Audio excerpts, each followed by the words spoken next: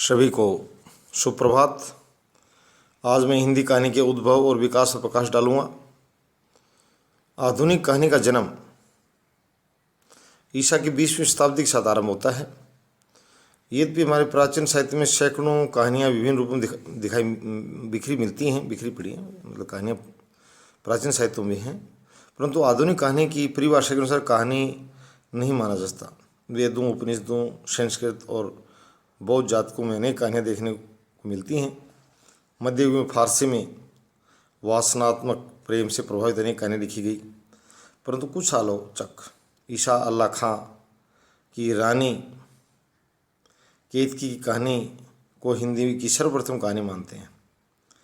ईसा अल्लाह खां की जो कहानी है, रानी केतकू की कहानी को हिंदी की सर्वप्रथम कहानी मानते हैं, पर इस पर मध्यकालीन किस्सा गोई की स्पष्ट छाप है। इसके बाद राजा शिव प्रसाद की कहानी राजा भोज का सपना और भारतेंदु की हास्य रस प्रथम कहानी अद्भुत अपूर्व सपना सामने आई, लेकिन इनमें लेखक के दृष्टिकोण का अभाव है। सन 1900 में सरस्वती पत्रिका का प्रकाशन आरंभ हुआ और तब अनेक कहानियाँ उसमें छपी।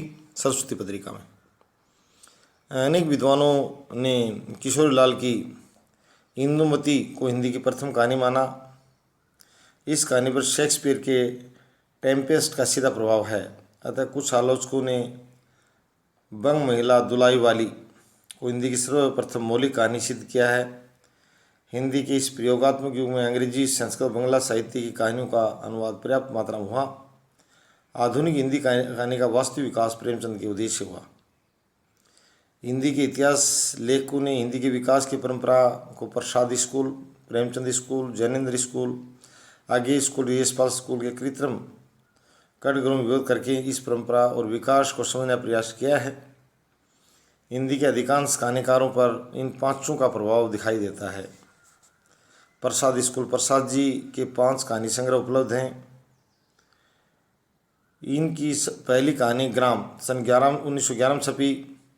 इनकी प्रारंभिक रचनाओं पर बंगला का प्रभाव स्पष्ट है, लेकिन बाद में इन्होंने अपनी स्वतंत्र शैली का विकास भी कर लिया था। वे प्रेम और सुंदरी कवि हैं और उनकी इस काव्य प्रवृत्ति का प्रभाव उनकी कहानी पर भी स्पष्ट दिखाई देता है। उनकी कहानियों में भावना अधिक है, इसलिए उनमें सकूल समस्याओं का अंकन कम हुआ है। उनमें घटना चक्कर धुंधला रहता है, जिससे पाठक को कथानक तक पहुंचने में कठिनाई महसूस होती है। उनकी भाषा संस्कृत शब्दों की बोझ से दबी हुई और साथ ही वे कहानियाँ साधारण पाठक की बोध शक्ति से भी परे। इन्होंने कुछ ऐतिहासिक कहानियाँ भी लिखी, जिनमें ऐतिहासिकता कम और कल्पना अधिक है। इसमें भारतीय दर्शन और आदर्श का समन्वय किया गया है। प्रसाद की भावुकतावादी शैली का अनुकरण करने वाली अन्य कहानियों में रामकृष्ण दास, चंडी प्रसाद, विनोद शंकर व्यास, गोविंद वल्लभ पंत आदि प्रसिद्ध हैं। इन्होंने राजनीतिक, सामाजिक, धार्मिक और ऐतिहासिक कहानियाँ भी लिखी, लेकिन इसमें प्रसाद जैसी जटिलता और रसिकता नहीं है। मैं प्रेमचंद स्कूल की जब बात की जाए, मैंने पहले बताया था, कहानी, नाटक और सभी हिंदी के उद्भव विकास में प्रेमचंद जी का योगदान जो है वो स्मरणीय रहेगा। प्रेमचंद कहानी के क्षेत्र में भी अप्रीतम हैं। वे उपन्यास के क्षेत्र में जितने महान हैं, कहानी क्षेत्र में उससे बढ़कर हैं। वे कहानी क्षेत्र में आदर्श उन्मुख यथार्थ की प्रतिष्ठा स्थापित करने वाले हैं। बहुत से अन्य कहानीकारों ने प्रेमचंद की कहानी का अनुकरण किया। प्रेमचंद ने पहले उर्दू में लिखना शुरू किया था, किंतु हिंदी में उनकी पहली कहानी पंच परमेश्वर है। इनकी उर्दू कहानियों के संग्रह शौज वतन को अंग्रेजी सरकार ने जलवा दिया था और इन लेखन कार्य करने से रोक दिया था, परंतु प्रेमचंद नाम से 300 से अधिक कहानियाँ लिखी, जो 20-25 संग्रहों में प्रकाशित हुई। उन्होंने घटना प्रधान, चरित्र प्रधान, मनोवैज्ञानिक, सामाजिक, राजनीतिक, ऐतिहासिक और मानवतावादी कहानियाँ लिखी। विषय व्यापकता, चरित्र चित्रण आदि की सूक्ष्मता, विचारों गंभीरता, सुबोध शैली और लोक संग्रह भावना से इन कहानियाँ अनूठी हैं। पुष्प की रात, पंच परमेश्वर, शतरंज की खिलाड़ी, कफन, बड़े घर के बेटी आदि कहानियाँ विश्व कहानी साहित्य में भी अद्वितीय हैं। गुलेरी, विशंबर नाथ कौशिक, पृथ्वीनाथ भट्ट आदि प्रेमचंद की पीढ़ी के कलाकार हैं। गुलेरी जी ने तो अपने केवल एक ही कहानी, उसने कहा था, से हिंदी जगत में अमर हो गए। प्रथम विश्व युद्ध पर आधारित ये कहानी समग्र रूप से उत्कृष्ट है।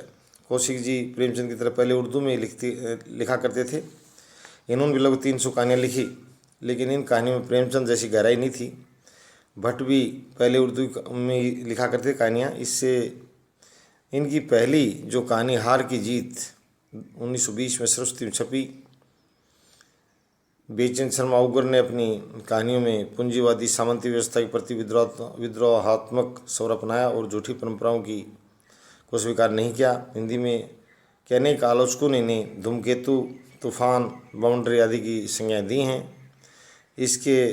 इनके अति नागन यथार्थ बाद में कहीं की अश्लीलता भी है। आचार्य चतुर्सेन शास्त्री भी ईश्वर के उग्र कहानीकार हैं, जिन्होंने सामाजिक कुरीतियों का भंडाफोड़ किया। प्रसाद के बाद की कहानियों में चरित्र चित्रण को प्रधानता दी गई और ग्राम्य जीवन को ही मुख्य रूप से स्वीकार किया गया। वंदालाल वर्मा ने ऐतिहासिक कहानियाँ लिखी। गोपाल राय गैमरी, दुर्गा प्रसाद खत्री और श्रीवास्तव ने जासूसी और तिलस्मी कहानियाँ लिखी। जैनेन्द्र स्कूल की बात करें, जैनेन्द्र जी का भी प्रेमचंद जी की तरह अच्छा सम्मान है हिंदी के उद्भव विकास में। जैनेन्द्र ने अधिकांश कहानियाँ मनोवैज्ञानिक आधार पर लिखी, जिससे हिंदी कहानी क्षेत्र में नवीन युग का आरंभ हुआ। उन्होंने सकूल समस्याओं के स्थान पर आंतरिक समस्याओं को सहानुभूति ढंग से वर्णित किया है, जिसमें इनमें बौद्धिक रोचकता बनी रहती है। इनमें पाठक को थका देने की प्रवृत्ति अधिक है। ज्वाला दत्त शर्मा, जनार्दन प्रसाद और सिद्धराव शरण गुप्ता यदि ने इसी आधार पर अपने उपन्यास लिखे। इनमें यथार्थ और कोमल कल्पना का सम्मिश्रण है। आगे और इलाचंद्र जोशी के उपन्यासों मनोवैज्ञानिकता समावेश तो अवश्य है, लेकिन जैनेन्द्र जैसा नहीं। इस और फ्रॉइड की यौनवाद का सीधा प्रभाव है। उन्होंने दमित वासना और कुंठाओं का उन्मुख चित्रण किया है। इनके उपन्यासों में जीवन सत्यों का अभाव है। उपन्यासों के पात्र फ्रॉइड की यौनवाद के सांचों में ढले हुए प्रतीत होते हैं। इलाचंद जोशी उपन्यासकार के रूप में जितने प्रसिद्ध हैं, कहानीकार के रूप में उतने ही कमज़ोर हैं।